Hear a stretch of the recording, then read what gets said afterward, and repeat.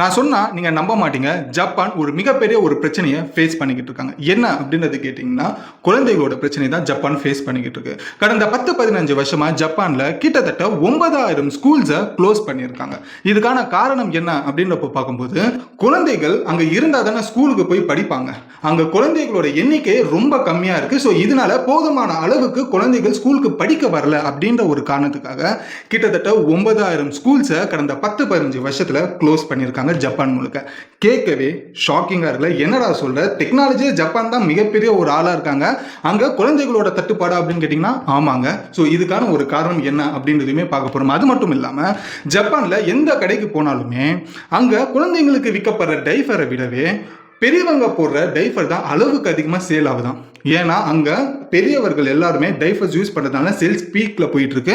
அங்கே குழந்தைகளே இல்லை அப்படின்ற ஒரு காரணத்துக்காக குழந்தைகள் யூஸ் பண்ணுற எல்லா ப்ராடக்ட்ஸுமே மிக பெருசாக சேலே ஆக மாட்டேங்குது அப்படின்ற ஒரு விஷயத்தையுமே சொல்கிறாங்க. ஸோ லிட்ரலி பார்த்தீங்கன்னா ஜப்பானோட பாப்புலேஷன் கொஞ்சம் கொஞ்சமாக குறைஞ்சிக்கிட்டே வருது. இது புரிஞ்சுக்கிட்ட ஜப்பானோட கவர்மெண்ட் வந்துட்டு இது சாதாரண பிரச்சனை இல்லை, ஒரு மிகப்பெரிய ஒரு பிரச்சனை அப்படின்னு சொல்லி ஏகப்பட்ட விஷயங்களை வந்துட்டு அங்கே இருக்கிற ஆண்களும் பெண்களும் ஒன்னா சேர்ந்து வாழணும், குழந்தையை பெற்றுக்கணும் அப்படின்ற ஒரு காரணத்துக்காக அங்க இருக்கிற ஜப்பான் கவர்மெண்ட் ஏகப்பட்ட விஷயங்களை கப்பல்ஸ்க்காக பண்ணி கொடுத்துக்கிட்டு இருக்காங்க. உங்களுக்கு ஒரு விஷயம் சிம்பிளா சொல்றேன். கிட்டத்தட்ட ஜப்பான்ல 2010 பாப்புலேஷன் எடுத்து பார்த்தோம்னா 128 மில்லியன் பீப்புள் அங்க இருந்திருக்காங்க. ஆனா இதுவே 2025 இந்த வருஷத்துல பார்த்தோம்னா வெறும் 125 மில்லியன் பீப்புள் தான் பாப்புலேஷனா இருக்காங்க. அப்போ 3 மில்லியன் பீப்புள் குறைஞ்சிருக்காங்க கடந்த 10-15 வருஷத்துல. அப்போ இதுவே 2050 போனோம் அப்படின்றப்ப பார்க்கும்போது கிட்டத்தட்ட 100 மில்லியனுக்கும் கீழே வரதுக்கான வாய்ப்புகள் அதிகமா இருக்கு. ஸோ ஜப்பான் பாப்புலேஷன் 2050 100 மில்லியனுக்கும் கீழேயே வந்துட்டு வந்துடும் அப்படின்றது ஏகப்பட்ட எக்ஸ்பர்ட் சொல்லியிருக்காங்க. ஸோ இந்த ஒரு அபாயத்தில் தான் இப்போ ஜப்பான் இருந்துகிட்டு இருக்கு. இதுக்கான முதல் காரணம் என்ன சொல்றாங்கன்னா ஒர்க் கல்ச்சருங்க. ஏன்னா ஜப்பானை பொறுத்த வரைக்கும் ஃபர்ஸ்ட் ரீசன் பயங்கரமான ஒரு ப்ரெஷர்ல எல்லாருமே ஒர்க் பண்ணிட்டு இருப்பாங்க. அங்கே ஆண்களா இருக்கட்டும் பெண்களா இருக்கட்டும். ஏன்னா ஒர்க் கல்ச்சர் அப்படின்ற பார்க்கும்போது புது புது டெக்னாலஜிஸ். ஸோ அதுக்காக வந்துட்டு இவ்வளோதான் டைம்ல ஒர்க் பண்ணணும் அப்படின்றதுலாம் கிடையாது. ஓவர் டைம் பண்ற ஒர்க்கே கிட்டத்தட்ட அங்க எக்கச்சக்கமா இருக்கும். ஸோ அதனால அங்க ஒர்க் பண்ற பீப்புளுமே ஒர்க் டைமையும் தாண்டி ஒர்க் பண்றதுனால ஒர்க் ப்ரெஷர்னால எல்லாருமே அங்க சுத்திக்கிட்டு இருக்காங்க. ஸோ இதனால வந்துட்டு பல ஆண்கள் என்ன நினைக்கிறாங்கன்னா, நமக்கு இந்த அளவு ஒர்க் ப்ரெஷர் அப்படின்றது இருக்கு, டைம் கூட பார்க்காம நம்ம ஒர்க் பண்ணிக்கிட்டு இருக்கோம், இதுல நம்ம கல்யாணம் அப்படின்றது ஒரு விஷயம் பண்ணிக்கிட்டோம்னா அந்த ஒரு பொண்ணு கூட டைம் கூட ஸ்பெண்ட் பண்ண முடியாது.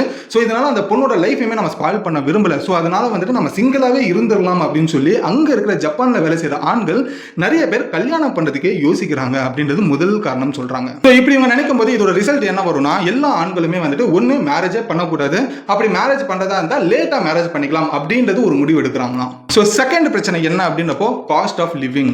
ஸோ ஜப்பான்ல பொறுத்த வரைக்கும் ஒரு குழந்தைய டெலிவரி பண்ணி அந்த குழந்தைக்கு தேவைப்படுற விஷயங்கள் எல்லாத்தையுமே வாங்கி கொடுத்து அந்த குழந்தைய ஸ்கூல்ல வந்துட்டு சேர்க்கறதுல இருந்து அந்த குழந்தையோட மொத்த செலவையுமே பார்த்தோம் அப்படின்றப்போ பட்சத்தில் இருக்கிறதுல ரொம்ப ஒரு காஸ்ட்லியஸ்டான ஒரு செலவா வந்துட்டு அங்க இருக்கிற கப்புள்ஸ் பார்க்குறாங்க. ஸோ இதனால வந்துட்டு ஏகப்பட்ட கப்புள்ஸ் வந்துட்டு இப்போதைக்கு நமக்கு குழந்தை தேவையில்லைன்னு சொல்லி தள்ளி போடுறாங்க. சில பேர் வந்துட்டு குழந்தையே நமக்கு வேணாம், இந்த குழந்தை நமக்கு வந்துடுச்சு அப்படின்ற பட்சத்தில் இந்த குழந்தையோட செலவை சமாளிக்க என்கிட்ட வருமானம் கிடையாது, ஸோ அதனால வந்துட்டு இப்போதைக்கு நமக்கு குழந்தை வேணாம்னு சொல்லி தள்ளியும் வைக்கிறாங்க. சில கப்புள்ஸ் வந்துட்டு குழந்தை வேணாம் அப்படின்றதுமே அவாய்ட் பண்றாங்க. ஸோ அந்த அளவுக்கு ரொம்ப காஸ்ட்லியஸ்டான அங்கே காஸ்ட் ஆஃப் லிவிங் அப்படின்றது இருக்குன்றது சொல்றாங்க. ஸோ எஜுகேஷன்லாம் அங்கே அந்த அளவுக்கு ரொம்ப காஸ்ட்லியான ஒரு விஷயமா. மூணாவது விஷயம் என்ன அப்படின்றப்போ ஜெண்டர் ரோல்ஸ் அண்ட் வந்துட்டு லைஃப் ஸ்டைலுங்க. இது எதை குறிக்குது அப்படின்றப்ப பார்க்கும்போது ஒரு ஃபீமேலை குறிக்குது. இன்னைக்கும் ஜப்பான்ல வந்துட்டு ஏகப்பட்ட இடங்கள்ல வந்துட்டு இந்த மூட நம்பிக்கையில வாழ்ந்துகிட்டு இருக்காங்க. எப்படிப்பட்டது அப்படின்றப்ப பார்க்கும்போது ஒரு பொண்ணுக்கு கல்யாணம் ஆயிடுச்சு அப்படின்றப்ப பட்சத்தில் அந்த பொண்ணு இதுக்கு முன்னாடி வேலை செஞ்சிருந்தா அந்த வேலையை விட்டுட்டு வீட்டு ஒர்க்கை பார்க்கணும். ஸோ வீட்டில் இருக்கிற எல்லா விஷயத்தையும் பார்க்கணும், வெளியில வேலைக்கு போகக்கூடாது அப்படின்ற ஒரு காரணம். அதுக்கும் மீறி வெளியில வந்துட்டு வேலைக்கு போனாங்க அப்படின்ற பட்சத்தில் அது அவங்களோட குடும்பத்துக்கே அசிங்கம் அப்படின்ற ஒரு விஷயத்த பார்க்குற ஒரு சூழ்நிலை இப்பவும் ஜப்பான்ல இருக்கு அப்படின்றது சொல்றாங்க. வேர்ல்டுலேயே ரொம்ப பெரிய ஒரு டெக்னாலஜியை உருவாக்குறதுல ஒரு ஜித்து கில்லாடினா ஜப்பான்காரங்க தான். ஆனால் அவங்களும் சில மூட நம்பிக்கையில வாழ்றாங்க அப்படின்றப்ப கேட்கும்போது ஆச்சரியமா தான் இருக்கு. ஸோ இதனால ஏகப்பட்ட பெண்கள் என்ன யோசிக்கிறாங்க அப்படின்றப்ப பார்க்கும்போது எனக்கு வேலை தான் முக்கியம், என்னோட ப்ரொஃபஷனல் தான் முக்கியம். ஸோ அதனால வந்துட்டு நீங்க என் ப்ரொஃபஷனலை ஸ்டாப் பண்ண சொல்றீங்கன்னா அதுக்கு பதிலாக நான் மேரேஜே வேணான்னு சொல்லிடுறேன் அப்படின்னு சொல்லி இன்னைக்கு பல பெண்கள் வந்துட்டு கல்யாணமே வேணான்னு சொல்லி அவங்களோட ப்ரொஃபஷனல் தான் முக்கியம்னு சொல்லி வேலைக்கு போய்கிட்டு இருக்கிறதுனால இதனால ஏகப்பட்ட பெண்கள் வந்துட்டு இன்னைக்கும் ஜப்பான்ல வந்துட்டு சிங்கிள்ஸாவே தனியாவே வாழ்ந்துகிட்டு இருக்காங்க. சில பேர் பேர் அவங்க அப்பா அம்மா கூடவே இன்னும் வரைக்கும் இருந்துகிட்டு இருக்காங்க அப்படின்ற ஒரு விஷயமும் சொல்லப்படுது. ஸோ இதனாலேயே ஏகப்பட்ட மேரேஜுமே நிறைய பெண்களுக்கு பண்ணாம ஸோ குழந்தையும் பிறக்கிறது இல்லை அப்படின்றதையும் தெரிஞ்சுக்குங்க. ஸோ இதனால வந்துட்டு கவர்மெண்ட் பார்க்குற வரைக்கும் பார்த்துட்டு சரி இது எப்படியாச்சும் நம்ம சரி பண்ணணும், இப்படியே போயிடுச்சுன்னா ஜப்பானோட பாப்புலேஷன்லாம் குறைஞ்சிருச்சுன்னா இப்போ வேலை செய்யறதுக்கே ஜப்பான்ல ஆள் இல்லாமல் போயிடுவாங்க. ஸோ இதனால வந்துட்டு ஏகப்பட்ட ஸ்கூல்ஸை வந்துட்டு மூடியாச்சு. இதுக்கப்புறமா ஏகப்பட்ட ஸ்கூல்ஸை மூட வேண்டியது வரும். அதுக்கப்புறமா கம்பெனி எவனும் துறக்கிறதுக்கு ஜப்பானுக்கு வர மாட்டான். இருக்கிற கம்பெனி எல்லாம் ஜப்பானை விட்டு வெளியில போய் வேற ஏதாவது ஒரு கண்ட்ரில வந்துட்டு கடையை போட்டுருவாங்க. ஸோ இதனால நமக்கு பாப்புலேஷன் அப்படின்ற ஒரு விஷயம் கண்டிப்பா உனக்கு தேவைப்படுது. ஸோ இதை வந்துட்டு நம்ம ப்ரொமோட் பண்ற விதமா ஜப்பான் கவர்மெண்ட் வந்துட்டு சில விஷயங்களை முன்னெடுக்கிறாங்க. அதுல முதல் விஷயம் என்னன்னா மெட்டர்னிட்டி லீவை வந்துட்டு இன்க்ரீஸ் பண்ணியிருக்காங்க. அதே போல் ரெண்டாவது வந்துட்டு சைல்டு பெனிஃபிட்ஸை வந்துட்டு ஒவ்வொரு குழந்தைக்கும் சைல்டு பெனிஃபிட் அப்படின்ற ஒரு பேரில் ஏகப்பட்ட சலுகைகள் கவர்மெண்ட் சைட்லேருந்து கொடுக்குறாங்க. அதே போல் ஃப்ரீ டே கேர் ப்ரோக்ராம்ஸும் வந்துட்டு அங்கங்கே கேம்ப் போட்டு நடத்திக்கிட்டு இருக்காங்க. பட் இது பண்ணாலுமே இன்னும் சில ஆண்கள் கல்யாணம் பண்ணாலும் குழந்தை வேணாம்னு சொல்லி தான் இருக்காங்க. அதே போல் சில ஆண்கள் கல்யாணமே பண்ணாமலே இருக்காங்க. அதே போல் சில பெண்கள் கல்யாணமே பண்ணாமலேயும் வாழ்ந்துகிட்டு இருக்காங்க. என்னதான் கவர்மெண்ட் வந்துட்டு ஒரு முடிவு எடுத்து சில விஷயங்கள் பண்ணாலுமே இனிஷியேட் பண்ணாலுமே அதுக்கு அங்கே இருக்கிற மக்கள் கோஆப்ரேட் பண்ணாமல் நான் வாழ்றது தான் வாழ்ந்துகிட்டு இருப்பேன், இப்போதைக்கு எனக்கு கல்யாணம் பண்ணவே டைம் இல்லை, இதுக்கப்புறமா கல்யாணம் பையன் குழந்தை பிறந்தா அந்த குழந்தைக்கு செலவு பண்ண என்கிட்ட பணம் இல்லை அப்படின்னு சொல்லி ஆண்கள் நினைக்கிறாங்க. அதே போல கல்யாணம் பண்ணிட்டா நம்ம ப்ரொஃபஷனல் அதோட வந்துட்டு ஒரு ஸ்டாப் ஆயிடும் சொல்லி அந்த ஒரு பயத்தில் பெண்களும் வேலை தான் முக்கியம், குடும்பம் முக்கியம்னு சொல்லி கல்யாணமே பண்ணாமலையும் இருந்துகிட்டு இருக்காங்க. ஸோ இதுதான் அங்கே இருக்கிற ஜப்பான் மக்களோட மைண்ட் செட்டாகவே இருக்கு. ஸோ இன்கேஸ் அப்படி குழந்தையே ஜப்பானில் வந்துட்டு பெருசாக வந்துட்டு பூம் ஆகாமல் இருக்கு அப்படின்ற பட்சத்தில் என்ன நடக்கும், என்ன பிரச்சனையை ஃபேஸ் பண்ணுவாங்க அப்படின்ற போகும்போது ஆல்மோஸ்ட் நம்ம முன்னாடி சொன்ன மாதிரி யங்ஸ்டர்ஸ் எல்லா லெவலுமே கம்மியாயிடும். யங்ஸ்டர்ஸ் லெவலே அப்படியே கம்மியாக டோட்டலாக கம்மியாகி எல்லாருமே வயசானவங்கள தான் ஜப்பானில் இருப்பாங்க.